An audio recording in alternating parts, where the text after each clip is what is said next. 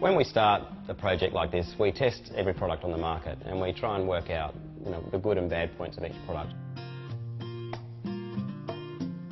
Nothing is good at everything. We get really, really inconsistent results. And we kind of set about trying to identify the reasons why this was the case. And one of the main things is actually bowl shape. A lot of food processors have a small blade because they've got small motors, and then they have a tapered bowl to bring out to try and increase the capacity. And what you find is a lot of foods get stuck up on the outside of the bowl. The other thing was feed tube size. I mean, we have a look at one of a traditional food processor. With a food processor like this, you find that you've got to pre-cut your ingredients before you put them into the bowl. So it really defeats a lot of the purpose of bringing it out in the first place. So we set about designing the biggest feed tube we possibly could.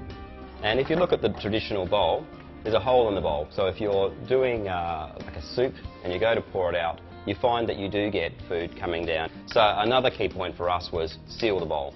So let's show you the new food processor. What you can see straight away is a really large capacity bowl that's got vertical sides.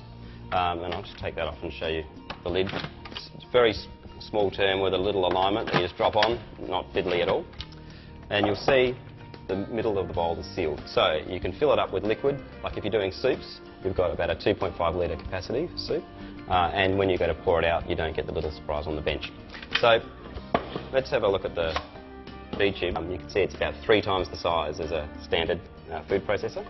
And that means you can put, say, a full potato in. So if you're doing chips or fries, you can get fries 14 centimetres long. What we needed to do was engineer a product that could withstand those kind of loads.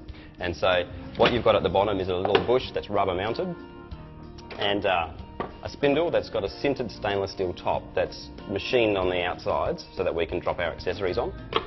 That just drops on, and then when the lid drops on, there's a rubber mounted bush at the top which suspends this spindle in midair. So it's a very fixed point, and when we drop it on the food processor, it means all of our discs are running dead true, and also we get strength.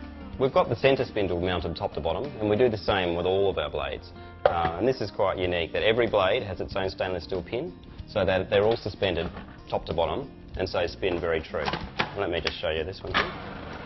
So, safety. You've got a large feed tube, you don't want to cut your fingers. So we've developed a safety system which basically operates and stops the blade instantly when the feed tube is removed. So whether you're using a disc or a blade, you can never put your hand in when the food processor is operating.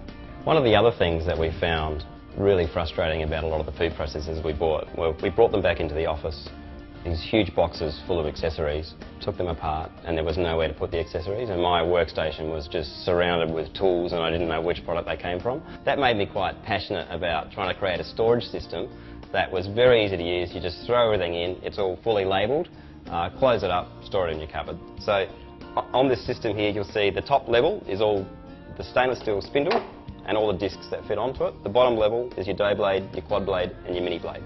And on this quad blade, it's a pretty dangerous blade. You can see it's got 4 very sharp cutting surfaces and does an amazing job, but if you want to put that in the dishwasher to wash it, which you can, we've given you a little cover you can slip on top, and that keeps it safe if the kids open the dishwasher, and that just stores away in your box. And you also get a cleaning brush and a spatula, and there's little spots to put those in.